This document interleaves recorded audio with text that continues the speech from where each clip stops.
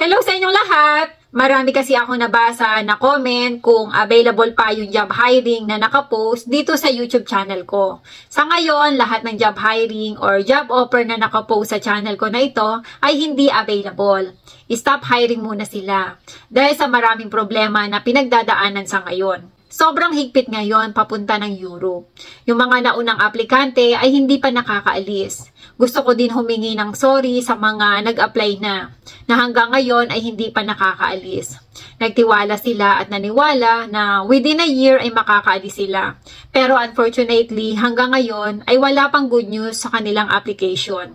Marami sa kanila ang nainis at nagalit. Pasensya na talaga kayo, hindi natin inaasahan na ganito ang mangyayari.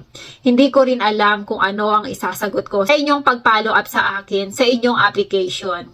Sorry talaga, alam ko na gusto nyo nang makaalis para sa pamilya nyo. Lalo na yung iba ay inutang lang ang pera para makapagbigay kayo ng initial payment para masimula ng inyong application.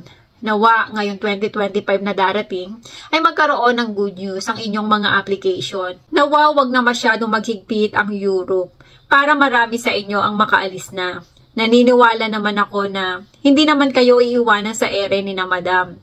Magbigay pa tayo ng kaunting panahon para maasikaso nila ang lahat. Yun nga lang, yung ilan sa inyo ay naiinip na dahil may pamilya na umaasa sa inyo.